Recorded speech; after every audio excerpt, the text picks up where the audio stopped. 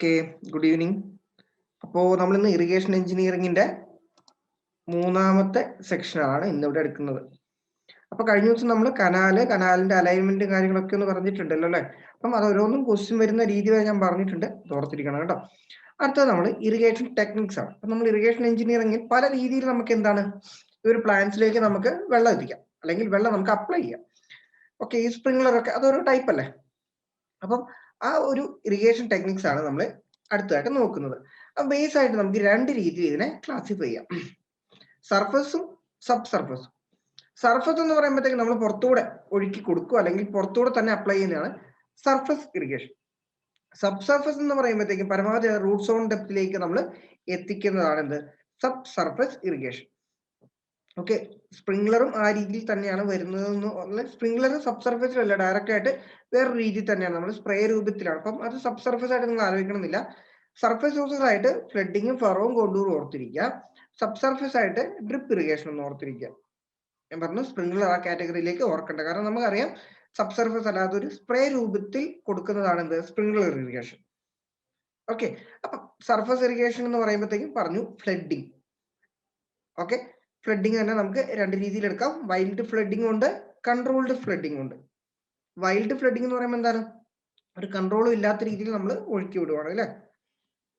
Faro okay. Controlled എന്ന് പറയുമ്പോൾ എന്താണ്, നമ്മൾ ചെറിയ രീതിയിൽ ഈ ചാലൊക്കെ കീറി ആ വെള്ളത്തിന്റെ അവൈലബിലിറ്റി നമുക്ക് കൺട്രോൾ ചെയ്യുന്ന രീതിയിൽ കൊടുക്കുകയാണെങ്കിൽ അതാണ് എന്ത്, കൺട്രോൾഡ് ഫ്ലഡിങ്. അതിനകത്ത് വരുന്നതാണ് basin irrigation, check irrigation, border strip irrigation. സർഫേസിന്റെ മറ്റു രണ്ട് കാറ്റഗറീസ് ആണ് ഫറോ ഇറിഗേഷനും കോണ്ടൂർ ഫാമിങ്ങും. ഓക്കെ, അപ്പം നമുക്ക് ഓരോന്നായിട്ട് നോക്കാം. മനസ്സിലായത്? ജസ്റ്റ് ആ ഒരു ഔട്ട്ലൈൻ ഒന്ന് മനസ്സിലാക്കി ഇത് ഓരോന്നാണ് നമുക്ക് പഠിക്കാനുള്ളത്. ഏറ്റവും ആദ്യത്തേതാണ് ഫറോ ഇറിഗേഷൻ. ഓക്കെ, നമ്മൾ ഒരു പ്ലാന്റ്, ആ പ്ലാന്റിന്റെ രണ്ട് വശങ്ങളിലും നമ്മൾ എന്ത് ചെയ്യുന്നു, ഒരു ചെറിയ ചാല് കീറിയിട്ട് അതിനകത്തൂടെ വാട്ടർ അപ്ലൈ ചെയ്യുന്നതാണ് എന്ത്, ഫറോ ഇറിഗേഷൻ എന്ന് പറയുമ്പോഴത്തേക്കും.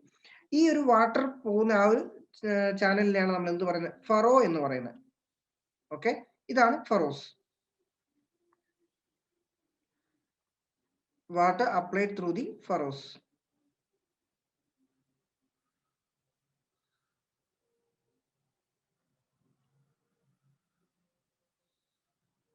ഓക്കെ, ഇനി ഓർക്കാനുള്ളത്, ഇങ്ങനെ നമ്മൾ കൊടുക്കുമ്പോഴത്തേക്കും ഒരു വലിയ ഒരു പാടത്തിൽ മൊത്തം നമ്മൾ വെള്ളം ഒഴിക്കുന്നതിനേക്കാളും കുറച്ചുകൂടെ എന്താണ്, ഇവിടെ കുറച്ചും കൂടെ നമ്മൾ വെള്ളം നല്ല രീതിയിൽ ഉപയോഗിക്കുന്നുണ്ട്. അതുപോലെ തന്നെ നമുക്ക് we can decrease the evaporation loss. Evaporation loss അതിന്റെ കൂടെ തന്നെ ഓർക്കാനുള്ളതാണ്, നമുക്ക് ഈ സോയിൽ അത്യാവശ്യം ഇൻഫിൽട്രേഷൻ റേറ്റ് കുറഞ്ഞ തരത്തിലുള്ള സോയിലാണ് നമുക്ക് ഇത് ഏറ്റവും, ഇൻഫിൽട്രേഷൻ റേറ്റ് എന്ന് പറയുമ്പോൾ അതിനകത്തൂടെ വാട്ടർ പെർക്കുലേറ്റ് ചെയ്ത് പോകാനുള്ള ആ ഒരു എബിലിറ്റി, അല്ലെങ്കിൽ അതിന്റെ ഒരു റേറ്റ് ആണ് നമ്മൾ ഇൻഫിൽട്രേഷൻ റേറ്റ് ആണ് പറയുന്നത്. അപ്പം മോഡറേറ്റ് ഇൻഫിൽട്രേഷൻ റേറ്റ് ഉള്ള സോയിലാണ് ഇത് അത്യാവശ്യം ഉപകാരം ഉണ്ടാവുക. Preferred four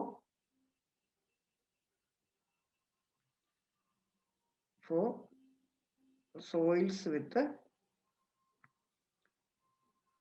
moderate infiltration rate. ഇനി ഇതിന് ഉപയോഗിക്കുന്ന ക്രോപ്സ് എന്ന് പറയുന്നത് sugar cane, potato, maize, cotton. Okay, ഇത്തരം ക്രോപ്സിൽ നമ്മൾ ഈ ഫറോ ഇറിഗേഷൻ കൊടുക്കാറുണ്ട്. ഇനി ഞാൻ പറഞ്ഞു ഈ രീതിയിൽ കൊടുക്കുന്ന ചാല് അല്ലെ, ആ വെള്ളം പോകുന്നതിനെ നമ്മൾ ഫറോ എന്ന് പറയുന്നത്. ഇതിനകത്ത് നിങ്ങൾക്ക് കാണാം ഒരു റേസ്ഡ് പോർഷന്റെ മേലെയായിരിക്കും എന്തുണ്ടാവുക, നമ്മൾ ക്രോപ്സ് ഉണ്ടാവുക അല്ലെ.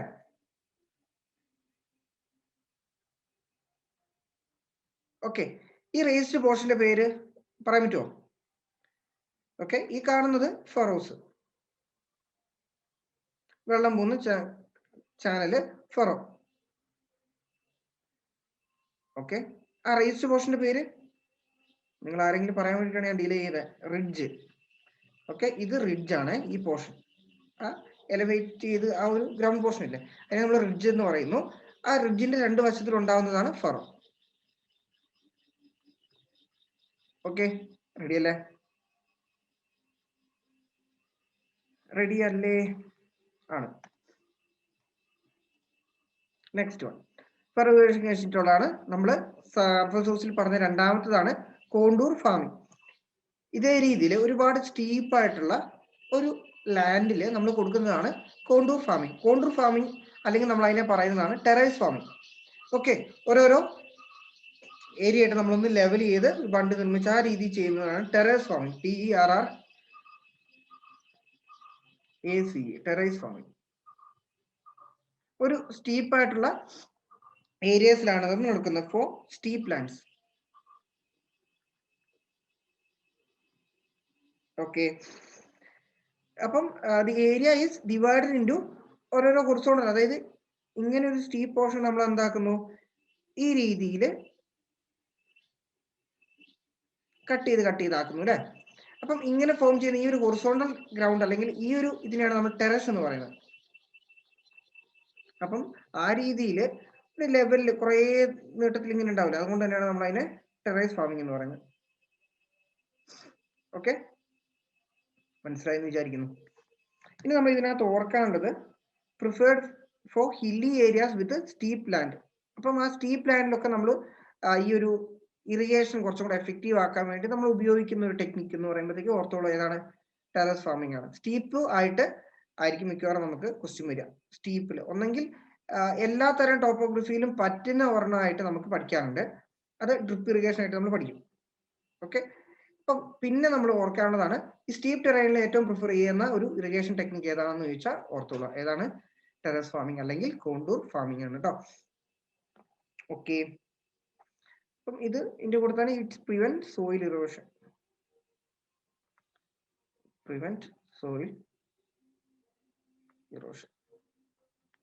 ഓക്കെ, അടുത്തത് നമുക്കുള്ളത് ഫ്ലഡിംഗ് ടെക്നിക്സിലേക്ക് പോവാം. ഏറ്റവും ആദ്യത്തത് എന്തായിരുന്നു, നമ്മൾ ഒരു കൺട്രോളും ഇല്ലാണ്ട് നമ്മൾ എന്ത് ചെയ്യുന്നു, വെള്ളം തുറന്നു വിടുന്നു അല്ലെ, അതിനെയാണ് നമ്മൾ വൈൽഡ് ഫ്ലഡിംഗ് എന്ന് പറയുന്നത്. പ്രത്യേകമായിട്ട് ഒരു കൺട്രോളിങ് യൂണിറ്റ് ഒന്നും ഇല്ല, ഏതാണ്ട് ഒഴുക്കുവെള്ളം കയറി വന്ന പോലെ തന്നെ മൊത്തത്തിൽ നമ്മൾ ആ ഒരു ഏരിയ നനയ്ക്കുന്നതിനാണ് വൈൽഡ് ഫ്ലഡിംഗ് എന്ന് പറയുന്നത്. അപ്പം യൂഷ്വലി നമ്മൾ ഇത് പ്രിഫർ ചെയ്യാറ് നല്ലോണം വെള്ളമുള്ള ഏരിയയിലും അതേപോലെ തന്നെ പ്രത്യേകമായിട്ട് ലാൻഡ് പ്രിപ്പറേഷൻ ഒന്നും ഇല്ലാണ്ട് തന്നെ കൊടുക്കുന്ന ഒരു ഫ്ലഡിംഗ് ടെക്നിക്സ് ആണ് എന്ത്, wild flooding. Okay, no land preparation.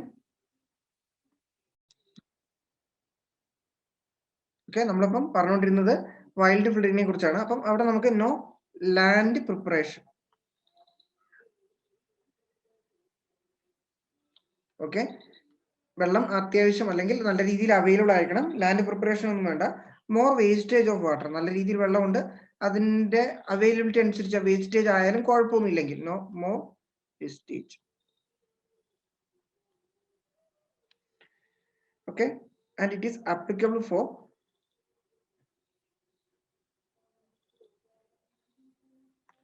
Flat and smooth terrain.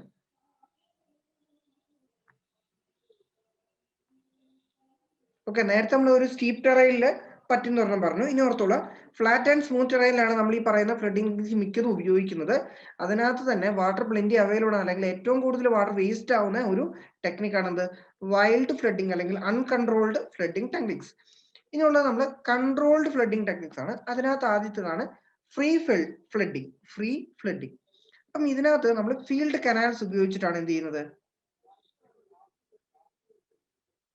Okay, field canals ഉപയോഗിച്ചിട്ടാണ് നമ്മൾ ഇത് ഇറിഗേറ്റ് ചെയ്യുന്നത്. അതായത് നോക്കുക, ഒന്ന് നമ്മൾ കൺട്രോൾ ചെയ്യുന്നുണ്ടല്ലോ അല്ലെ, അത് മനസ്സിലായല്ലോ. അപ്പം അത് കൺട്രോൾ ചെയ്യുന്നത് ഈ ഒരു ഫീൽഡ് കനാൽ, അതായത് നമുക്കിപ്പം ഒരു പ്ലോട്ട് ഉണ്ടെന്ന് വിചാരിക്കുക, അതിനകത്ത് ഓരോന്നും ഈ ഫീൽഡ് കനാൽസ് ഉപയോഗിച്ച് നമ്മൾ എന്ത് ചെയ്യുന്നു, അതിനെ ഒന്ന് ഡിവൈഡ് ചെയ്യും. അപ്പം ഈ ഫീൽഡ് കനാലാണ് ഇതിനകത്തേക്കൊക്കെ ഉള്ള സോഴ്സ്. ഈ ഫീൽഡ് കനാൽ നമുക്ക് എന്ത് ചെയ്യാം, റെഗുലേറ്റേഴ്സ് ഒക്കെ ഉപയോഗിച്ച് നമുക്ക് അതിനകത്തെ ഫ്ലോ നമുക്ക് കൺട്രോൾ ചെയ്യാം. അങ്ങനെ ഫീൽഡ് കനാൽസ് ഉപയോഗിച്ച് നമ്മൾ നടത്തുന്ന ഒരു ഫ്ലഡിംഗ് ടെക്നിക്സ് ആണ് എന്ത്, ഫ്രീ ഫ്ലഡിംഗ്. അപ്പം വൈൽഡ് ഫ്ലഡിംഗ് പഠിച്ചു, അൺകൺട്രോൾഡ് ഫ്ലഡിംഗ് പഠിച്ചു. അപ്പം പെട്ടെന്ന് ഫ്രീ ഫ്ലഡിംഗ് അതുമായിട്ട് ഓർത്തേക്കരുത്. ഫ്രീ ഫ്ലഡിംഗ് എന്ന് പറയുമ്പോഴത്തേക്കും ഫീൽഡ് കനാൽസ് ഉപയോഗിച്ച് ചെയ്യുന്നതാണ്. ഓക്കെ, ഇതിനകത്ത് ചെറിയ രീതിയിലൊരു ലാൻഡ് പ്രിപ്പറേഷൻ വേണം, അതും കൂടെ ഒന്ന് ഓർത്തിരിക്കുക. ലാൻഡ് പ്രിപ്പയർഡ്, അതായത് നമ്മൾ ഈ ഫീൽഡ് കനാൽസ് ഒക്കെ ഒരു good network of field canals ഒക്കെ ആയതിനു ശേഷം മാത്രമല്ലേ ഇറിഗേറ്റ് ചെയ്യാൻ പറ്റും. അപ്പം അതൊന്ന് ഓർത്താൽ മതി.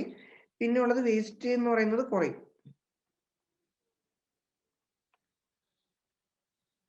Water reduced. ഓക്കെ അല്ലേ? അടുത്തത് കോണ്ടൂർ ലാറ്ററൽ ഫ്ലഡിങ്. നമ്മൾ പണ്ട് കഴിഞ്ഞ പ്രാവശ്യമൊക്കെ കോണ്ടൂർ കനാലിനെ കുറിച്ച് പഠിച്ചില്ലേ? അങ്ങനെ കോണ്ടൂർ കനാൽസ് ഉപയോഗിച്ച് നമ്മൾ ഫ്ലഡിങ് നടത്തുവാണെങ്കിൽ അതിനെയാണ് നമ്മൾ എന്ത് പറയുന്നത്? കോണ്ടൂർ ലാറ്ററൽ ഫ്ലഡിങ് എന്ന് പറയുന്നത്. Okay,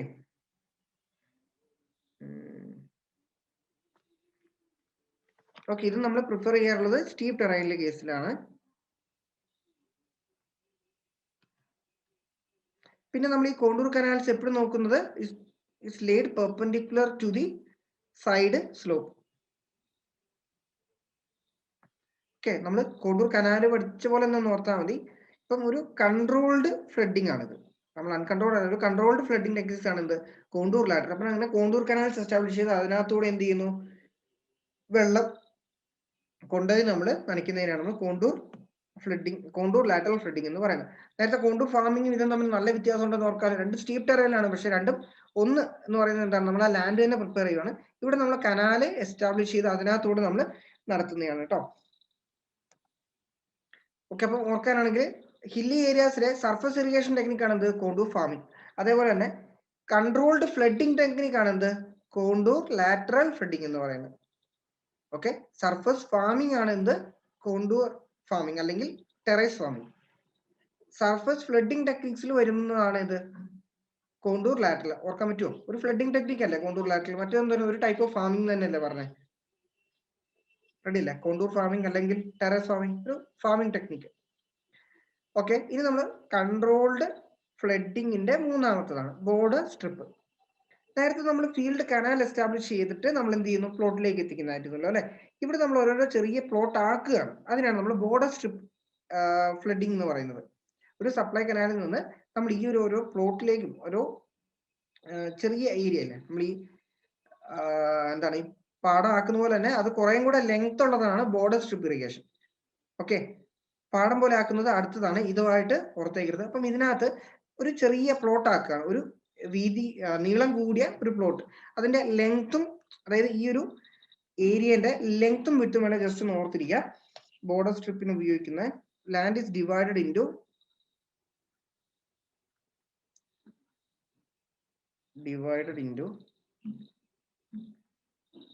number of strips using ഈ കാണുന്ന ആ ഒരു ബണ്ട് പോലെ ക്രിയേറ്റ് ചെയ്യുന്നതിന് നമ്മൾ ലെവീസ് എന്നാണ് പറയുക. Using LEVEES.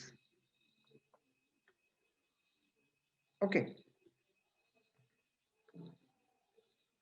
അടുത്തത് ലെങ്ത് ഓഫ് സ്ട്രിപ്പ്,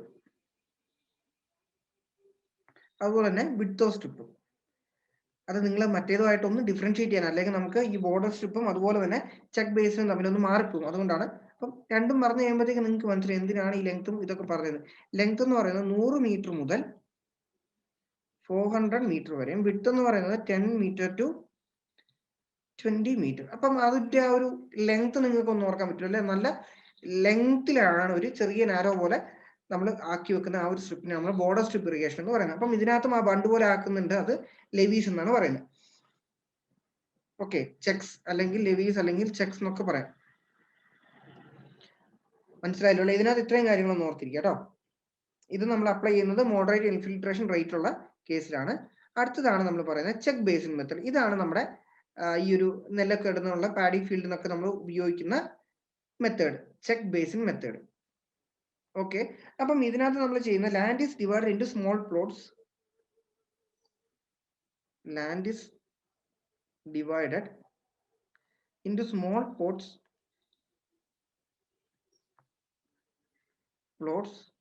അപ്പൊ നേരത്തെ നമ്മൾ അതിന്റെ ലെങ്ത് എന്ന് പറയുന്നത് ഒരു 100 മീറ്റർ മുതൽ 200 മീറ്റർ വരെ അല്ലെ? ഇവിടെ അതിന്റെ ഏരിയ എന്ന് പറയുന്നത് 400 metre square to 500 metre square. മറ്റേതൊരു ലോങ് സ്ട്രെച്ച് ആണെങ്കിൽ ഇത് ഏതാണ്ട് ഒരു ചെറിയ ചെറിയ പ്ലോട്ടുകളായിട്ട് ഒരു 400 മീറ്റർ സ്ക്വയർ മുതൽ 500 മീറ്റർ സ്ക്വയർ വരെയുള്ള ചെറിയ ചെറിയ പ്ലോട്ടുകളായിട്ടായിരിക്കും നമ്മൾ തിരിച്ചിട്ടുണ്ടാവും. ഒരു 20 × 20 മീറ്റർ സ്ക്വയറിൽ 20 × 20 മീറ്റർ എടുക്കുമ്പോൾ നമുക്ക് 400 എടുത്തില്ലേ? അതേപോലത്തെ പ്ലോട്ട്സ് ആയിട്ട് തിരിക്കുന്നതാണ് എന്ത്? Check base. നമ്മുടെ പാഡി ഫീൽഡ് ഒക്കെ ഏതാണ്ട് ആ ഒരു റേഞ്ചിലല്ലേ വരിക? 20 × 20 മീറ്ററിലൊക്കെ അല്ലേ വരുന്നത്. അപ്പം അതൊക്കെ ഏതിലാ വരിക? ചെക്ക് ബേസിൻ മെത്തേഡിലാണ്. Okay, most common method for cultivation of paddy and other cereal crops.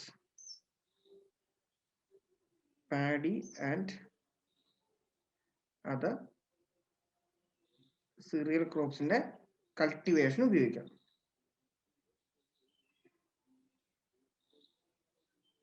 Okay, ഇതിന്റെ മറ്റൊരു പേരാണ് ലെവീസ് മെത്തേഡ്. ഓക്കെ, ലെവീസ് അല്ലെങ്കിൽ ചെക്സ് ഒക്കെ എന്താണ് ഈ ഒരു പറയുന്ന ആ ഒരു ബണ്ടിന് നമ്മൾ ചെക്സ് അല്ലെങ്കിൽ ലെവീസ് എന്നൊക്കെ പറയുന്നത്. അപ്പൊ ഓർത്തോളുക, ഫ്രീ ഫ്ലഡിങ്ങിൽ ഫീൽഡ് കനാൽസ് ഉപയോഗിച്ച് നമ്മൾ പ്ലോട്ടുകൾ തിരിച്ചു. ഇവിടെ രണ്ടിടത്തും ലെവീസ് ഉപയോഗിച്ചാണ് തിരിക്കുന്നത്. അത് ചെക്ക് ബേസിനുണ്ട്, ബോർഡർ സ്ട്രിപ്പ് ഉണ്ട്. ബോർഡർ സ്ട്രിപ്പ് എന്ന് പറയുമ്പോൾ കുറേ കൂടെ നീളം കൂടിയ വീതി കുറഞ്ഞ ഭാഗം. ഓക്കെ, അപ്പം അതൊന്ന് ഡിഫറൻഷിയേറ്റ് ചെയ്ത് ഓർത്തിരിക്കുക. നമ്മൾ പാഡി അല്ലെങ്കിൽ സിറിയലിന്റെ കൾട്ടിവേഷനൊക്കെ ഏറ്റവും അനുയോജ്യമായിട്ടുള്ളത് ഏതാണ്? ചെക്ക് ബേസിൻ മെത്തേഡാണ്. ഇതല്ലേ ഓക്കെയാണ് ഇപ്പൊ പറഞ്ഞേക്കുന്നത്. അത്രയും റിപ്പീറ്റ് ചെയ്യണം, ജസ്റ്റ് ഒന്ന് വേഗം നോക്കുക. നമ്മൾ പറഞ്ഞേക്കുന്ന ഫ്ലഡിംഗ് ആണ് ആദ്യത്തെ ഫ്രീ ഫ്ലഡിംഗ് അല്ലെങ്കിൽ ഫീൽഡ് കനാൽസ് ഉപയോഗിച്ച് ഫ്ലഡ് ചെയ്യുന്നു. പിന്നെ പറഞ്ഞ കോണ്ടൂർ ലാറ്ററൽ സ്റ്റീപ്പ് ടെറൈനിലാണ് കൊടുക്കുക. ഫീൽഡ് കനാൽ അല്ല, കോണ്ടൂർ കനാൽസ് ഉപയോഗിച്ച് നമ്മൾ ഫ്ലഡ് ചെയ്യുന്നു. Border strip, check base. Okay ആണെങ്കിൽ ഒരു ഓക്കെ പറയോ? അതിന്റെ ഇപ്പൊ പറഞ്ഞേക്കുന്ന എല്ലാത്തിന്റെയും ആ ഒരു ഡിഫറൻസും കൂടെ ഒന്ന് മനസ്സിലാക്കണം. അതിലാണ് സംഗതി. ഓക്കെ,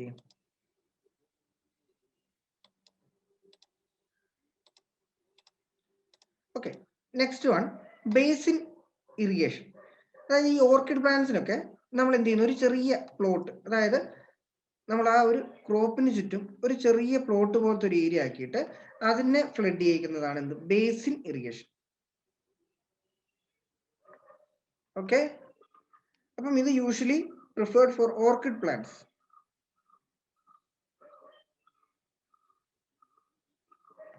ഓക്കെ, ആ ഒരു പ്ലാന്റിന് ചുറ്റും ഒരു ഏരിയയിൽ വെള്ളം കെട്ടി നിർത്തുന്ന രീതിയിൽ നമ്മൾ കൊടുക്കുന്നതിനാണ് നമ്മൾ ബേസിൻ ഇറിഗേഷൻ എന്ന് പറയുന്നത്. ഓക്കെ, അപ്പം ഞാൻ ഇതിന്റെ കൂടെ പിക്ചേഴ്സും കൂടെ ആഡ് ചെയ്തിട്ടുണ്ട്. അപ്പം ആ ഒരു ചിത്രം നിങ്ങളുടെ മനസ്സിൽ വരുവാണെങ്കിൽ നമുക്കത് ഓർത്തിരിക്കാൻ പറ്റൂലോ. അല്ലാണ്ട് ഞാൻ ഇതേപോലെ വരച്ചങ്ങ് എഴുതി തന്ന കാര്യമില്ലാന്ന് ഓർത്തിട്ടാണ് ഞാൻ പിക്ചേഴ്സ് കൂടെ ആഡ് ചെയ്തിട്ടുണ്ട്. അപ്പം അതൊന്ന് മനസ്സിലാക്കുക കേട്ടോ. ഓക്കെ, ഓർക്കിഡ് പ്ലാന്റ്സിന്റെ ഇറിഗേഷൻ വേണ്ടി ഉപയോഗിക്കുന്ന ഒരു ചെറിയ ബേസിൻ പോലെ പ്ലാന്റിന് ചുറ്റും നമ്മൾ ക്രിയേറ്റ് ചെയ്യുന്നുണ്ട്. അതാണ് ബേസിൻ ഇറിഗേഷൻ. അടുത്തത് ഇത് കാണുമ്പോൾ തന്നെ എന്ത് മനസ്സിലാക്കുന്നുണ്ട്? ഡ്രിപ്പ് ഇറിഗേഷൻ ആണ് അല്ലേ? ഇത് കറക്റ്റ് നമ്മൾ ഈ ഒരു പൈപ്പിൽ കൂടെ നമ്മൾ എന്ത് ചെയ്യുന്നു, കറക്റ്റ് ആ റൂട്ട് സോൺ ഡെപ്തിലേക്കാണ് നമ്മൾ എന്ത് ചെയ്യുന്നത്, ഈ വാട്ടറിനെ അപ്ലൈ ചെയ്യുന്നത്. അതുകൊണ്ട് തന്നെ വാട്ടറിന്റെ യൂസേജ് അല്ലെങ്കിൽ അതിന്റെ എഫിഷ്യൻസി എന്ന് പറയുന്നത് മാക്സിമം ആയിരിക്കും. കാരണം ഇവാപറേഷൻ ലോസ് അതേപോലെ തന്നെ ഇൻഫിൽട്രേഷൻ ലോസ് ഒക്കെ പരമാവധി കുറവായിരിക്കും. കാരണം ഇത് നേരെ റൂട്ട് സോണിലേക്കാണ് എത്തുന്നത് അല്ലെ. അപ്പം ആ രീതിയിലൊക്കെ ഉള്ള ലോസസ് ഒക്കെ ഒഴിവാക്കി അല്ലെങ്കിൽ നമ്മൾ കുറച്ചിട്ട് മാക്സിമം എഫിഷ്യൻസി, ഏതാണ്ട് 90% നമ്മുടെ വാട്ടർ യൂസിന്റെ എഫിഷ്യൻസി എന്തിലുണ്ട്? ഈ ഡ്രിപ്പ് ഇറിഗേഷനിലുണ്ട്. അപ്പം ഇതിനകത്തൊരു പമ്പിങ് യൂണിറ്റ് ഉണ്ട്, സ്റ്റോറേജ് ഒരു ടാങ്ക് ഉണ്ടാവും. അതിൽ നിന്ന് ഈ ഒരു പൈപ്പിലൂടെ ഒക്കെ ആയിരിക്കും, ഇതേപോലത്തെ ചെറിയ ചെറിയ ഡയുള്ള പൈപ്പ്സിലൂടെ എന്ത് ചെയ്യുന്നു, നമ്മൾ ഡ്രിപ്പ് ആയിട്ടായിരിക്കും, ഓരോരോ ഡ്രോപ്ലെറ്റ് ആയിട്ടായിരിക്കും നമ്മൾ ഈ റൂട്ട് സോണിലേക്ക് വാട്ടർ അപ്ലൈ ചെയ്യുന്നത്. അപ്പം അത്തരത്തിൽ നടത്തുന്ന ഒരു ഇറിഗേഷൻ ആണ് എന്ത്? ഡ്രിപ്പ് അല്ലെങ്കിൽ trickle irrigation. Okay, drip irrigation തന്നെ പറഞ്ഞു വരുന്നത് എഫിഷ്യൻസി എന്ന് പറയുന്നത് 90% ആണ്. പിന്നെ അത് ഓക്കെ, ഇത് നമുക്ക് it can be used for any type of topography. Preferred four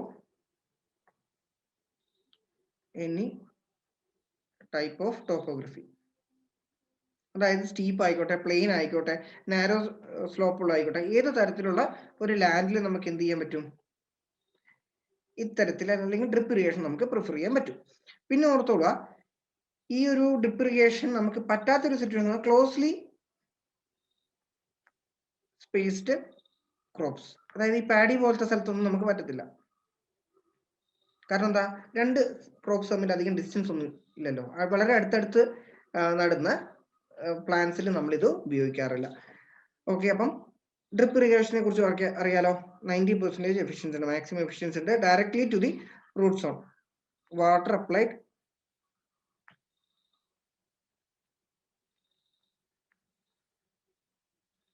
directly to the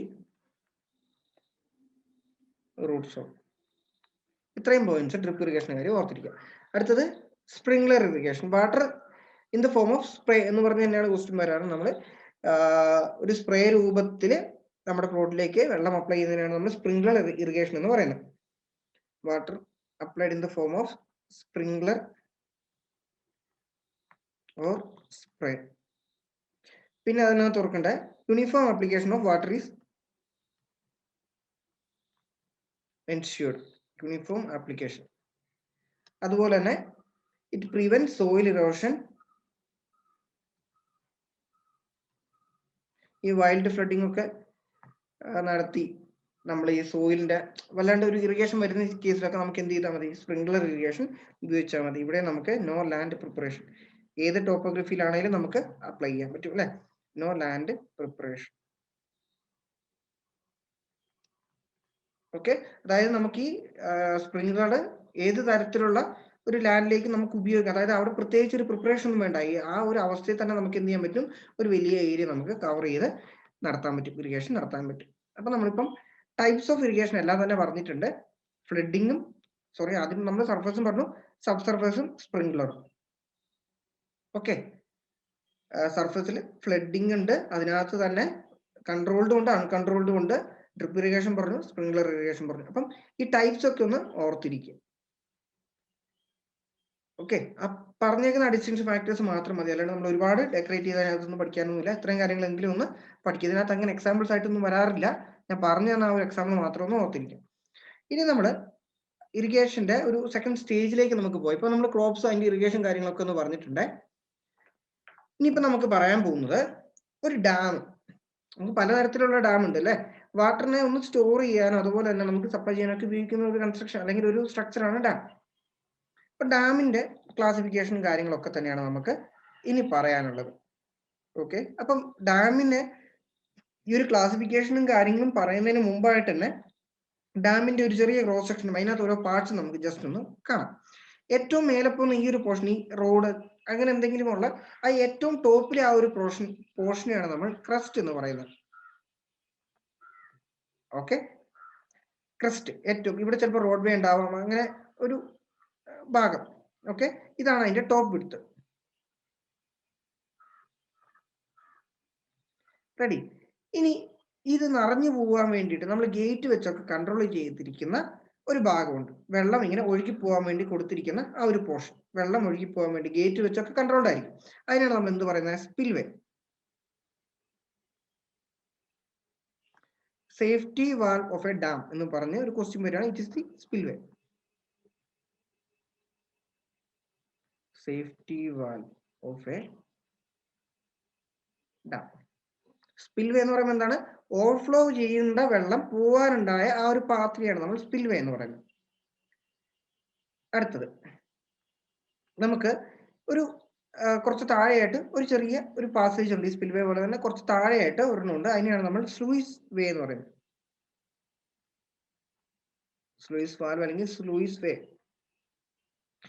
എന്തിനാന്ന് വെച്ചാൽ ഫോർ ദി ഇതിനകത്തുള്ള അടങ്ങിയിരിക്കുന്ന അല്ലെങ്കിൽ അതിനകത്ത് വല്ലാണ്ട് അടിയുന്ന ആ ഒരു പാർട്ടിക്കിൾസ് ഇല്ലേ, ഡെബ്രീസ് അല്ലെങ്കിൽ സിൽറ്റിനെ റിമൂവ് ചെയ്യാൻ വേണ്ടി കൊടുക്കുന്ന portion. To remove silt.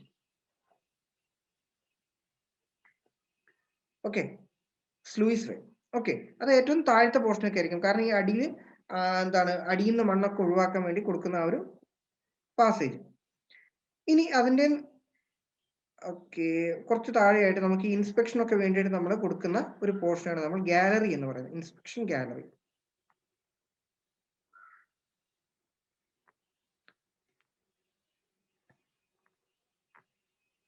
Okay, inspection gallery എന്ന് പറയുമ്പോഴത്തേക്ക് നമുക്ക് അവിടെ എന്തെങ്കിലും ഒരു ഇൻസ്പെക്ഷൻ, അതായത് അതിനകത്ത് നമ്മൾ ടർബൈന് കാര്യങ്ങൾ എന്തെങ്കിലും കൊടുക്കുവാണെങ്കിൽ അതൊക്കെ ഒന്ന് ഇൻസ്പെക്ട് ചെയ്യാനൊക്കെ ഉള്ള ഒരു പാസേജ്.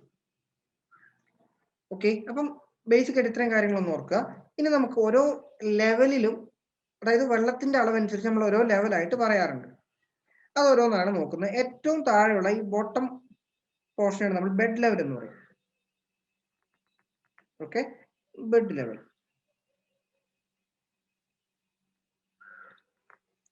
ഒരു പോർഷൻ കൂടെ അവിടെ പറയാം. ഈ ഫ്രണ്ടിൽ കാണുന്ന ഈ ഒരു പോർഷൻ നമ്മൾ ടോയ് എന്ന് പറയും. ഇത് ടോപ്പ്. ഇത് heal.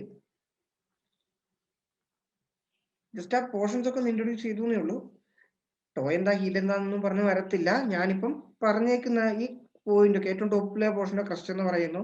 Safety valve of dam sluice spillway ആണെന്ന് ഓർക്കുക. ഈ ഒരു സിൽറ്റിനൊക്കെ റിമൂവ് ചെയ്യാൻ വേണ്ടി കൊടുക്കുന്ന ഒരു പാസേജിനെ സ്ലൂയിസ് വേ എന്ന് പറയുന്നു. ഇത്രയും കാര്യങ്ങൾ ഒന്ന് ഓർക്കുക. പറഞ്ഞേക്കുന്ന കാര്യങ്ങൾ മനസ്സിലാക്കിയാൽ മതി. അതിന്റെ ഡാമിന്റെ ഇതിൽ നോക്കിയെന്ന് മാത്രം. ഏറ്റവും ബോട്ടം പോർഷനാണ് നമ്മൾ എന്ത് പറയുന്നത്, ബെഡ് ലെവൽ എന്ന് പറയുന്നത്. അപ്പൊ ഈ ഡാം നിർമ്മിക്കുന്നതിന് മുമ്പ് ഇവിടെ ഉണ്ടാവുന്ന ആ ഒരു വെള്ളത്തിന്റെ ലെവലാണ് വാലി സ്റ്റോറേജ്. വാലി സ്റ്റോറേജ് മുമ്പുണ്ടായിരുന്ന വെള്ളത്തിന്റെ ലെവൽ.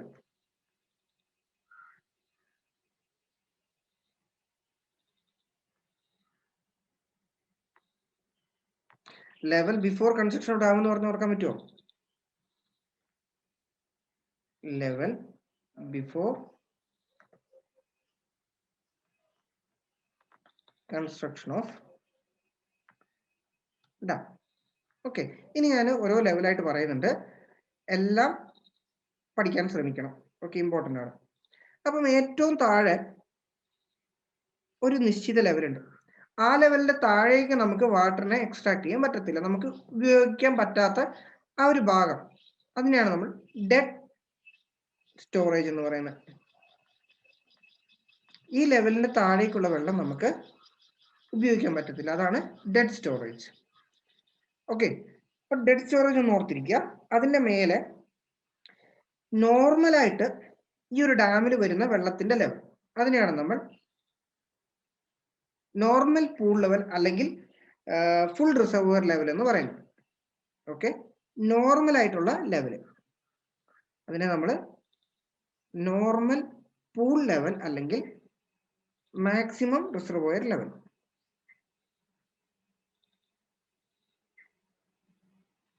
Maximum reservoir level. ഇനി ഫ്ലഡ് ഒക്കെ വരുമ്പോഴത്തേക്കും ഒരു എക്സ്ട്രീം ആയിട്ടുള്ള സിറ്റുവേഷൻ എത്തുന്നു അല്ലെ, അതിന്റെ ആ ഒരു മാക്സിമം ഈ ഒരു ഡാമിൽ നമുക്ക് എടുക്കാൻ പറ്റുന്ന ലെവലിനാണ് അടുത്തത് മാക്സിമം റിസർവോയർ ലെവൽ. ഓക്കെ, അതിനകത്ത് ഈ ഡാമിന് എടുക്കാൻ പറ്റാവുന്ന maximum level, maximum. Okay, maximum water level. ഇത് മാക്സിമം അല്ല കേട്ടോ, ഇത് ഫുൾ ആണ്. സോറി, ഇതാണ് മാക്സിമം വാട്ടർ ലെവൽ.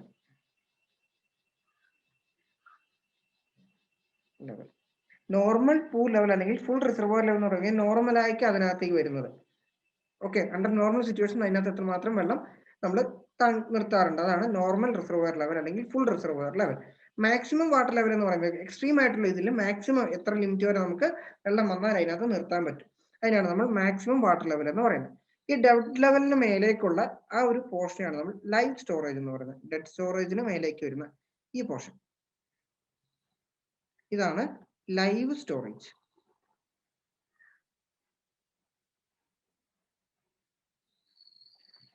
ഓക്കെ അല്ലേ?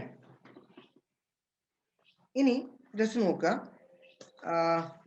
ഫ്രീ ബോഡി ഞാൻ കഴിഞ്ഞ ദിവസം പറഞ്ഞല്ലോ അല്ലെ, ഇതിന്റെ ഏറ്റവും മാക്സിമം ലെവൽ വരെയുള്ള ഹൈറ്റിനാണ് നമ്മൾ, അതായത് ഫ്രീ സർഫസ് എന്ന ഏറ്റവും മാക്സിമത്തിലേക്കുള്ള ആ ഒരു ഡിസ്റ്റൻസിനാണ് നമ്മൾ ഫ്രീ ബോർഡ് എന്ന് പറയുന്നത്. രണ്ട് തരത്തിലുള്ള ഫ്രീ ബോർഡ് ഉണ്ട്, ഗ്രോസ് ഫ്രീ ബോർഡും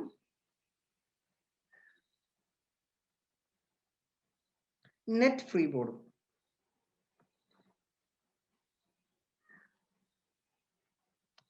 ഓക്കെ, ഇതിനകത്ത് ഫുൾ റിസർവോയർ ലെവൽ മുതൽ ടോപ്പ് ഓഫ് ദി ഡാം ഈ ഒരു ഡിസ്റ്റൻസ് ആണ് എന്ത്, gross free board. Maximum reservoir level മുതൽ ടോപ്പ് ഓഫ് ദി ഡാം വരെയുള്ള ഈ ഒരു ഡിസ്റ്റൻസ് ആണ് നെറ്റ് ഫ്രീ ബോർഡ്. അപ്പം ഡെഡ് സ്റ്റോറേജ് എന്താണെന്ന് മനസ്സിലാക്കുക, full reservoir level, maximum water level. Okay, free board എന്താണെന്ന് ഓർത്താൽ മതി. ഫ്രീ ബോർഡ് തന്നെ gross free board, net free board. Top of the dam വരെയുള്ള ഹൈറ്റ് ആണ്. മാക്സിമം വാട്ടർ ലെവൽ മുതൽ ടോപ്പ് ഓഫ് ദി ഡാം വരെയാണ് net free board. Full reservoir level മുതൽ top of the dam ആണെങ്കിൽ അതിനെയാണ് നമ്മൾ എന്ത് പറയുന്നത്, ഫുൾ റിസർവോയർ ലെവൽ എന്ന് പറയുന്നത്.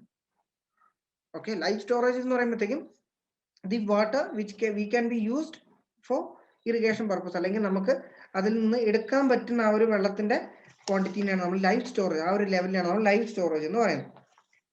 Okay, dead storage live storage വേണമെന്ന് എഴുതാം. which we cannot be extracted. Cannot be extracted. Live storage of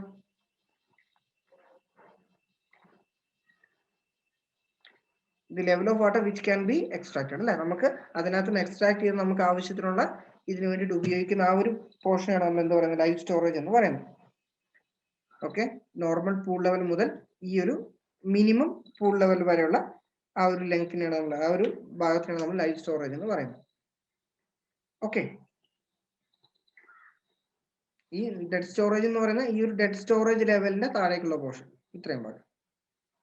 അത് നമുക്ക് എന്ത് ചെയ്യാൻ പറ്റില്ല, ഒന്നിനും തന്നെ ഉപയോഗിക്കാൻ പറ്റത്തില്ല. വാല്യൂ സ്റ്റോറേജ്, ഇത്രയും ടേംസ് ഒക്കെ ഒന്ന് ഓർത്തിരിക്കാം.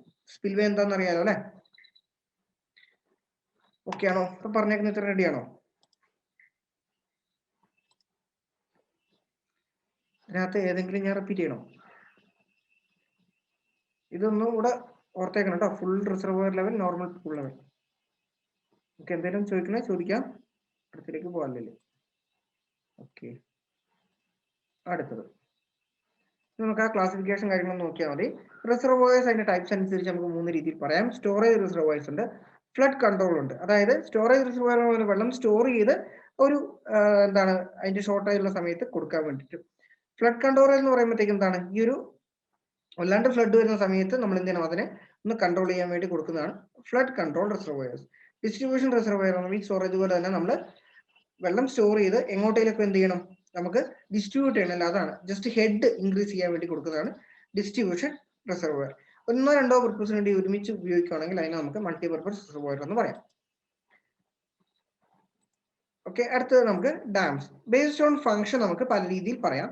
സ്റ്റോറേജ് ഡാം ഉണ്ട്, ഡൈവേർഷൻ ഡാം ഉണ്ട്, ഡിറ്റൻഷൻ ഡാം ഉണ്ട്, കോഫർ ഡാം ഉണ്ട്, check or debris dam. Okay, ഇതിനകത്ത് സ്റ്റോറേജ് ഡാം എന്തിനു വേണ്ടിയിട്ടായിരിക്കും? ഞാൻ പറഞ്ഞ പോലെ തന്നെ വെള്ളം നമുക്ക് സ്റ്റോർ ചെയ്യാൻ വേണ്ടി ആ ഒരു പർപ്പസ് മാത്രം. ഡൈവേർഷനും ഓർക്കാം, ഡിറ്റൻഷനും ഓർക്കാം. ഓക്കെ, ഡിറ്റൻഷൻ ഡാം എന്ന് പറയുമ്പോഴത്തേക്കും മെയിൻ ആയിട്ട് നമുക്ക് ഈ ഒരു ഡെബ്രിസിൽ ഒരുപാട് സിൽറ്റിംഗ് ഒക്കെ വരുന്ന, ഒരുപാട് ലോഡ് ക്യാരി ചെയ്യുന്ന ഇതിനകത്തായിരിക്കും നമ്മൾ ഈ ഒരു ഡിറ്റൻഷൻ എന്തിനു വേണ്ടിയിട്ടായിരിക്കണം, സിൽറ്റ് റിമൂവ് ചെയ്യാൻ വേണ്ടിയിട്ട്, അല്ലെങ്കിൽ സിൽറ്റിനെ ഒന്ന് സെറ്റിൽ ചെയ്യാൻ വേണ്ടി കൊടുക്കുന്നതാണ് എന്ത്, നമുക്ക് ഡിറ്റൻഷൻ ഡാം എന്ന് പറയുന്നത്. കോഫർ ഡാം എന്ന് പറയുമ്പോൾ എന്താണ്, ടെമ്പററി സ്ട്രക്ചർ. എന്തിനു വേണ്ടിയിട്ട്?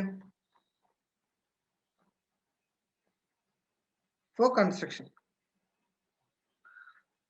കൺസ്ട്രക്ഷൻ പർപ്പസിന് വേണ്ടിയിട്ട് വെള്ളം ഇല്ലാത്തൊരു ഏരിയ ആക്കാൻ വേണ്ടി നമ്മൾ നിർമ്മിക്കുന്ന ആ ഒരു പോർഷനാണ്.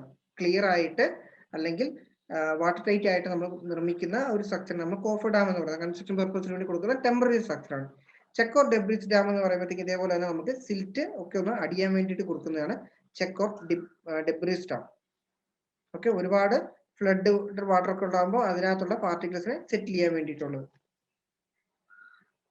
ഓക്കെ, ഇതിന്റെ പർപ്പസ് ഏതാണ്ട് ഇതുപോലെ തന്നെ. ഡിറ്റൻഷൻ എന്ന് പറയുമ്പോഴത്തേക്കും മെയിൻ പർപ്പസ് എന്ന് പറയുന്നത് എന്ത് തന്നെയായിരിക്കണം, ഇതാണ് സിൽറ്റ് റിമൂവൽ കേട്ടോ. ഡിറ്റൻഷൻ എന്ന് പറയുമ്പോഴത്തേക്കും കൂടുതലായിട്ടും വെള്ളത്തിനെ ഒന്ന് സ്റ്റോർ ചെയ്യുന്ന അതേ പർപ്പസ് പോലെ തന്നെ ഒന്ന് ഓർത്തിട്ടാൽ മതി. ഓക്കെ, ഡിറ്റൻഷൻ എന്ന് പറയുമ്പോൾ എന്താണ്, കുറെ കൂടെ അതിന്റെ ടൈം അതിനെ അവിടെ നിലനിർത്തുക, ഫ്ലഡ് ഒക്കെ ഒന്ന് കുറയ്ക്കുന്ന അവസ്ഥയിലൊക്കെ ഫ്ലഡ് കൺട്രോൾ ആയിട്ട് നമ്മൾ ഓർക്കാം. കാരണം ഫ്ലഡ് കൺട്രോൾ എന്ന് പറയുമ്പോൾ എന്താണ്, അവിടെ കുറച്ച് നേരം ഒരുപാട് ക്വാണ്ടിറ്റി വരുവാണെങ്കിൽ നമ്മൾ കുറച്ച് നേരം ഇതാക്കിയിട്ട് നമ്മൾ ആ ഒരു ഫ്ലോ ഒന്ന് കൺട്രോൾ ചെയ്യുന്നതാണ് ഡിറ്റൻഷൻ അല്ലെങ്കിൽ ഫ്ലഡ് കൺട്രോൾ ഡാംസ് എന്ന് പറയുന്നത്. ഓക്കെ, അപ്പോൾ സിൽറ്റ് റിമൂവൽ എന്ന് പറയുന്നത് ചെക്ക് ഓർ ഡെബ്രിസ് ഡാം എന്ന് ഓർത്താൽ മതി കേട്ടോ. അടുത്തത് ഹൈഡ്രോളിക് ഡിസൈൻ അനുസരിച്ച് അതിന്റെ മേലെ കൂടെ ഓവർ ടോപ്പ് ചെയ്ത് പോകുന്നതനുസരിച്ച് ഓവർഫ്ലോ ഉണ്ട്, നോൺ ഓവർഫ്ലോ. അതായത് അത് മേലെ കൂടെ ഒഴുകുന്നുണ്ടോ ഇല്ലയോ എന്ന് നമ്മൾ നിർമ്മിക്കുന്നതനുസരിച്ച്. ഇനി റിജിഡിറ്റി അനുസരിച്ച് റിജിഡും ഉണ്ട്, നോൺ റിജിഡും ഉണ്ട്. അപ്പം അതിന്റെ എക്സാമ്പിൾസ് വേണേൽ ഒന്ന് ഓർത്തിരിക്കണം. ഓക്കെ, റിജിഡ് ഡാംസിന്റെ എക്സാമ്പിൾ ആയിട്ട് നമ്മൾ ഓർക്കേണ്ടത് ടിംബർ ഡാംസ്. പെട്ടെന്ന് ടിംബർ നമ്മൾ മാറ്റി കൂട്ടാൻ ചാൻസ് ഉണ്ട്. അതുകൊണ്ടാണ് അത് ആദ്യം പറഞ്ഞേ, concrete and masonry. Non rigid ആയിട്ടുള്ളത് earthen dam, rockfill dam,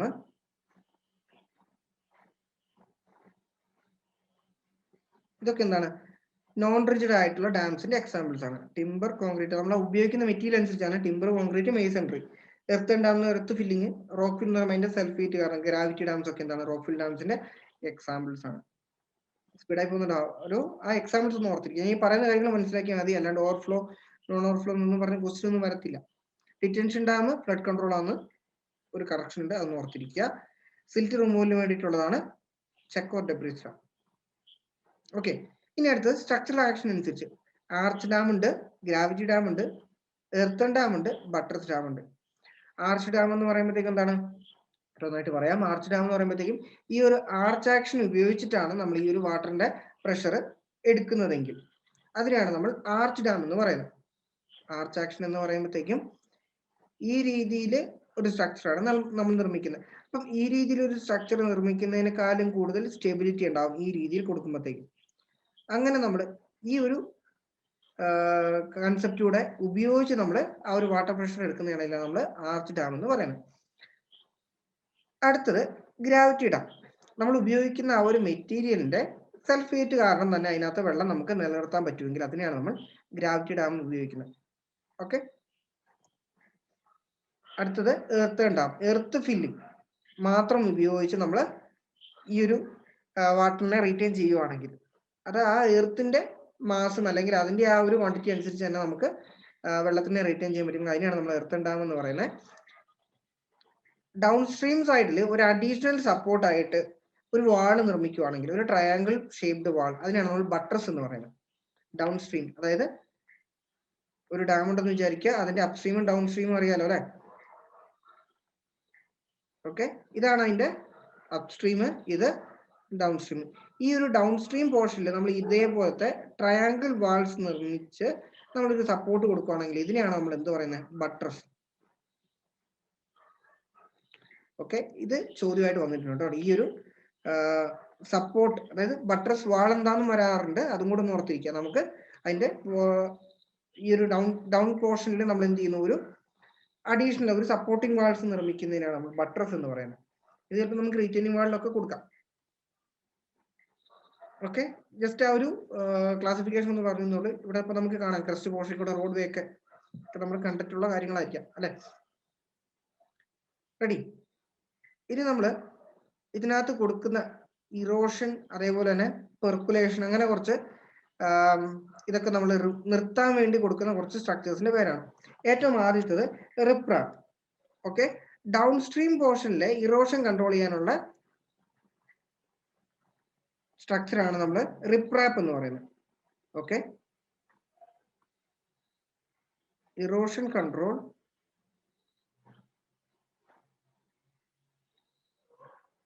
at downstream. Okay, ഈ ഒരു പോർഷനിൽ നമ്മൾ ഇങ്ങനെ കുറെ ബ്രോക്കൺ സ്റ്റോൺസ് ഒക്കെ കൊടുത്തിട്ട് ഒരു, അതായത് വെള്ളം വല്ലാണ്ട് ഇതിന്റെ സർഫസിനെ വലിച്ചോണ്ട് അങ്ങനെ അത് ആ ഒരു ഡീപ്പൻ ചെയ്യുന്നതാണ് ഇറോഷൻ. ഇതേപോലെ തന്നെ പെർക്കുലേഷൻ ഉണ്ട്, സീപ്പേജ് ഉണ്ട്, അങ്ങനെ പല രീതിയിലുള്ള പ്രശ്നങ്ങളുണ്ട് ഡാമിന്. അതോരോന്നും ഞാൻ പറയാം. അപ്പം ഇതിനകത്ത് റിപ്രാപ്പ് എന്ന് പറയുന്നത് എന്താണ്? ഇറോഷൻ കൺട്രോൾ ചെയ്യുകയാണ്. എന്തിന്? Down stream. ഇറോഷൻ എന്ന് പറയുമ്പോൾ എന്താണ്? വാട്ടറിന്റെ കൂടെ ആ ഒരു ലൂസൺ ആയിട്ടുള്ള പാർട്ടിക്കിൾസ് റിമൂവ് ചെയ്യുന്നതാണ് ഇറോഷൻ. അങ്ങനത്തെ ഇറോഷൻ നമ്മൾ ഡൗൺ സ്ട്രീം പോർഷനിൽ കൺട്രോൾ ചെയ്യുന്നതാണ് എന്ത്? റിപ്രാപ്പ്. അതിനുവേണ്ടി കൊടുക്കുന്ന ആ ഒരു പിച്ചിങ് അല്ലെങ്കിൽ ആ ഒരു സ്ട്രക്ചറിനാണ് റിപ്രാപ്പ് എന്ന് പറയുന്നത്. അപ്പൊ ഞാൻ പറയുന്നത് ക്ലിയർ ആയോ? എല്ലാരും പറഞ്ഞേ. ജിൻഡോ പറയുന്നത് കത്തുന്നുണ്ടോ? ഞാൻ പറഞ്ഞില്ല, നമുക്ക് ഒരുപാട് ഇപ്പം ആർച്ച് ഡാം, ബട്ടർ ഡാം, ഇതിനകത്തൊക്കെ നമുക്ക് ഒരുപാട് കാര്യങ്ങൾ പറയാനുണ്ട്. അല്ലാണ്ട് ഇത് കംപ്ലീറ്റ് ആകുന്നില്ല. പക്ഷെ നമുക്ക് ഈ ലെവലില് ഒരു എക്സാമിന്, അതായത് ഇപ്പം അതിന്റെ തന്നെ വെയിറ്റിൽ നിൽക്കുവാണെങ്കിൽ എർത്ത് ഡാം, ആ കൺസെപ്റ്റ് ഒന്ന് മനസ്സിലായാൽ മതി. അത് നമ്മൾ ഒരുപാട് എലോഗേറ്റ് ചെയ്യേണ്ട. പക്ഷെ ആ ടേംസും ആ കാര്യങ്ങളും ആ ക്ലാസിഫിക്കേഷനും അത് അങ്ങനെ അങ്ങ് പറഞ്ഞു പോകുന്നേ ഉള്ളൂ. ഇപ്പം ഈ പറഞ്ഞേക്കുന്ന കാര്യങ്ങളാണെങ്കിലും ഒരു ഡിപ്ലോമ ലെവൽ എക്സാമിന് ചിലപ്പോൾ വരാൻ ചാൻസ് ഉണ്ട് ഇപ്പൊ പറയുന്ന കാര്യങ്ങൾ. അപ്പം അതിന്റെ ഡിസൈനും കാര്യങ്ങളും അല്ലെങ്കിൽ ഡാമിന്റെ ഒക്കെ ഒരുപാട് ഡിസൈനും കാര്യങ്ങളൊന്നും നമുക്കില്ല. ഈ ടേംസ് നിങ്ങളൊന്ന് ഓർക്കണം, അതിനു വേണ്ടിയിട്ടാണ്. ഓക്കെ, അല്ലാണ്ട് ഇത് ഡീറ്റെയിൽ ആയിട്ട് ഇനി എന്തെങ്കിലും പറയാനുണ്ടോ? അപ്പൊ ഇന്ന് പറഞ്ഞേക്കുന്നതിൽ നമ്മൾ ആ ടെക്നിക്സ്, ഇറിഗേഷൻ ടെക്നിക്സ് പറഞ്ഞു, ഡാമിലേക്കും പോകുന്നു ഈ കുറച്ച് കാര്യങ്ങൾ. കാരണം ഇതങ്ങനെ സ്ഥിരം വരുന്നൊന്നുമില്ല, വന്നാൽ മിസ്സാവരുതല്ലോ എന്ന് കുറച്ച് പറയുന്നതാണ്. നിങ്ങൾ ഇറിഗേഷൻ ക്വസ്റ്റ്യൻ എടുക്കുകയാണെങ്കിൽ മേജർ പോർഷൻസ് ഒക്കെ നമ്മൾ കഴിഞ്ഞ ദിവസമൊക്കെ പറഞ്ഞ കാര്യങ്ങളൊക്കെ തന്നെയായിരുന്നു. ക്രോപ്സ്, അതുപോലെ തന്നെ ആ പറഞ്ഞേക്കുന്ന കനാൽ, അതിന്റെ കുറച്ച് മെമ്പേഴ്സ്, അങ്ങനത്തെ കാര്യങ്ങളൊക്കെ തന്നെ വരുന്നുള്ളൂ. ഓക്കെ, ഇത് ഒരു ചാൻസ് കുറവാണ്, എന്നാലും നമ്മളൊന്ന് പഠിക്കുക. അതിന് വേണ്ടിയിട്ടാണ്. കണ്ടിന്യൂ ചെയ്യട്ടെ. ഒന്ന് പറഞ്ഞേ, ഫോൺ എടുത്തിട്ടൊന്ന് പറഞ്ഞേ. Okay okay. അപ്പം അടുത്തത് സ്റ്റോൺ പിച്ചിങ് എന്ന് പറയുമ്പോഴത്തേക്കും അപ്സ്ട്രീം പോർഷനിലെ ഇറോഷൻ കൺട്രോൾ ചെയ്യാൻ വേണ്ടി കൊടുക്കുന്നതാണ് എന്ത്, സ്റ്റോൺ പിച്ചിങ്. ഓക്കെ, അപ്പം ഇനി എക്സാമിന് വരുമ്പോൾ ഇത് ഇറോഷൻ കൺട്രോൾ ചെയ്യുകയാണെങ്കിലും എന്ന് ഓർത്ത്, സ്റ്റോൺ പിച്ചിങ് പറയുമ്പോൾ നമ്മൾ ഇതേപോലെ തന്നെ ബ്രോക്കൺ സ്റ്റോൺസ് ഒക്കെ നമ്മൾ അപ്സ്ട്രീം പോർഷനിൽ കൊടുക്കുന്നതിനാണ് നമ്മൾ എന്ത് പറയുന്നത്, സ്റ്റോൺ പിച്ചിങ് എന്ന് പറയുന്നത്. ഇറോഷൻ കൺട്രോൾ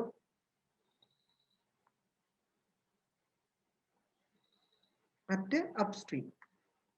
അപ്സ്ട്രീം എന്താ ഡൗൺ സ്ട്രീം എന്താന്ന് ഓർക്കാലോ അല്ലെ. ഇനി അടുത്തത് എന്താണ് സീപ്പേജ് എന്ന് പറയുന്നത്.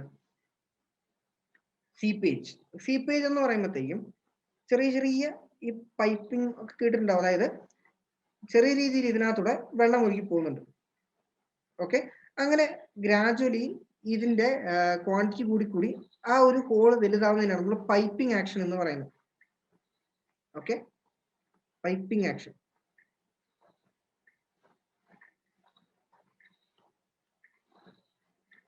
ഓക്കെ, അതായത് ഒരു ചെറിയ ഒരു ക്രാക്കോ അല്ലെങ്കിൽ ചെറിയ ഒരു ഗ്യാപ്പ് കിട്ടുമ്പോഴത്തേക്ക് അതിനകത്തോടെ വെള്ളം വലിഞ്ഞു കയറി പോകും. അപ്പം ഇങ്ങനെ വെള്ളത്തിന്റെ ഫ്ലോ കൂടുന്നതിനനുസരിച്ച് അതിനകത്ത് സൈഡിലെ വാൾസ് ഒക്കെ വലുതായി വരും. അതിനെയാണ് നമ്മൾ എന്ത് പറയുന്നത്, പൈപ്പിംഗ് എന്ന് പറയുന്നത്. ഓക്കെ, ഇതൊക്കെ എന്താണ്, ഫ്ലോ ഓഫ് വാട്ടർ കാരണമാണ്. സീപ്പേജ് എന്ന് പറയുമ്പോഴത്തേക്കും ഫ്ലോ ഓഫ് വാട്ടർ അണ്ടർ ഗ്രാവിറ്റിയിൽ മാത്രം, അതായത് ഒരു ഹയർ ഹെഡിൽ നിന്ന് ലോവർ ഹെഡിലേക്ക് അണ്ടർ ഗ്രാവിറ്റി ഒഴുകി വരുന്നതാണ് എന്ത്, ഈ seepage.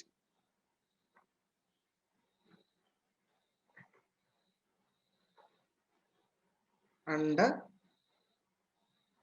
Gravitational force. Okay, seepage എന്ന് പറയുമ്പോഴത്തേക്കും വെള്ളം ഒഴുകി പോകുന്നതാണ്, അതിലെ ചെറിയ ലീക്കേജ് പോലെയാണെന്നൊക്കെ നിങ്ങൾക്ക് അറിയാം. പെർക്കുലേഷനും അതേപോലെ തന്നെ വെള്ളം ഈ ചെറിയ ഗ്യാപ്പിൽ കൂടെ ഒക്കെ ഒഴുകി പോകുന്നതെന്നാണ് നിങ്ങൾക്ക് അറിയാം. പക്ഷെ വ്യത്യാസം, സീപ്പേജ് ഓഫ് പെർക്കുലേഷൻ വ്യത്യാസം എന്താണെന്ന് വെച്ചാൽ ഇവിടെ അണ്ടർ പ്രഷർ ആയിരിക്കും. അതായത് രണ്ട് പോർഷനിലെ അപ്സ്ട്രീമിലെയും ഡൗൺ സ്ട്രീമിലെയും പ്രഷർ വേരിയേഷൻ കാരണം നടക്കുന്ന ആ ഒരു മൂവ്മെന്റ് ഓഫ് വാട്ടർ ആണ് എന്ത്, പെർക്കുലേഷൻ. അതേസമയം അപ്സ്ട്രീം പോർഷനും ഡൗൺ സ്ട്രീം പോർഷനിലുള്ള ഗ്രാവിറ്റേഷൻ ഫോഴ്സ് കാരണം വരുന്ന ആ ഒരു മൂവ്മെന്റ് ഓഫ് വാട്ടർ ആണ് സീപ്പേജ്. ഓക്കെ, ഇനി ബ്ലാങ്കറ്റ് എന്ന് പറയുന്നത് അപ്സ്ട്രീം സൈഡില്, അതായത് നമ്മൾ ബ്ലാങ്കറ്റ് നമ്മൾ കൺസ്ട്രക്ട് ചെയ്യുന്ന അപ്സ്ട്രീം സൈഡിലാണ് ടു പ്രിവെന്റ് സീപ്പേജ്. ഈ ഗ്രാവിറ്റേഷണൽ ഫോഴ്സിന് കാരണം വെള്ളം ഇങ്ങനെ കയറി വരുന്നത് ഒഴിവാക്കാൻ വേണ്ടി അപ്സ്ട്രീം പോർഷനിൽ കൊടുക്കുന്ന ആ ഒരു കവറിങ്ങിനെയാണ് നമ്മൾ എന്ത് പറയുന്നത്, ബ്ലാങ്കറ്റ് എന്ന് പറയുന്നത്. ഓക്കെ, ചിലർ പോയും ഒന്നും കളിക്കുന്നുണ്ടല്ലോ, നെറ്റ് സ്റ്റഡി ആവാഞ്ഞിട്ടാണോ? അപ്പം ഇത്രയും കാര്യങ്ങളാണ് നമുക്ക് ഇറിഗേഷനിൽ നിന്ന് അത്യാവശ്യം എല്ലാ ഏരിയയും തന്നെ ഉണ്ട്. അത്യാവശ്യം നിങ്ങൾ ഇത്രയും കാര്യങ്ങളൊക്കെ ഒന്ന് പഠിക്കുക. ഇനി ബാക്കിയുള്ളത് നമുക്ക് ഹൈഡ്രോളജി വരാൻ നേരത്ത് ഹൈഡ്രോളജിയിൽ എടുക്കാം. ഓക്കെ, റെയിൻ ഗേജസും അതേപോലെ തന്നെ ബാക്കിയുള്ള കാര്യങ്ങളൊക്കെ നമുക്ക് ഹൈഡ്രോളജിയിൽ എടുക്കാം. അപ്പം ഇറിഗേഷൻ എന്ന് പറയുമ്പോഴത്തേക്കും ഡാംസും അതിനെക്കുറിച്ചൊക്കെ നമ്മൾ പറഞ്ഞിരുന്നു. നീ വേണേൽ കുറെ എടുക്കാനൊക്കെ ഉണ്ട്, പക്ഷെ ഇത്രയൊക്കെ ഓർത്തിരുന്നാൽ മതി. സ്പിൽവേ എന്താണെന്ന് ഓർത്തിരിക്കുക. ടൈപ്സ് ഓഫ് സ്പിൽവേ പറയണമെന്നില്ല, അതും അതിന്റെ ഷേപ്പ് അനുസരിച്ച് ഒരു ക്ലാസിഫിക്കേഷൻ മാത്രമേ ഉള്ളൂ, അതും നോക്കുന്നില്ല. അപ്പം ഇനി ബാക്കി എന്തെങ്കിലുമൊക്കെ ഉണ്ടെങ്കിൽ നമുക്ക് ടെസ്റ്റ് സീരീസ് ഇടുന്നുണ്ട്, അതായത് സബ്ജക്റ്റിന്റെ ബേസ് ചെയ്ത് നമ്മൾ ടെസ്റ്റ് ഇടുന്നുണ്ട്. ഇപ്പം ഈ വെള്ളിയാഴ്ച നിങ്ങൾക്ക് ഹൈവേന്റെ ടെസ്റ്റ് ഉണ്ട്, അതേപോലെ തന്നെ ഇറിഗേഷൻ അത്യാവശ്യം കംപ്ലീറ്റ് ആയിട്ടുണ്ട്. ഇനി ബാക്കി നമുക്ക് എക്സാമിന്റെ സമയത്ത് അതുമായിട്ട് ബന്ധപ്പെട്ട് എന്തെങ്കിലും കാര്യങ്ങൾ പറയണമെങ്കിൽ ആ സമയത്ത് പറയാം.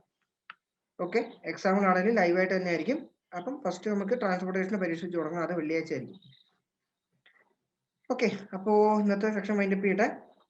ഇത്രയും കാര്യങ്ങളാണ് ഇന്നത്തെ സെക്ഷനുള്ളത്.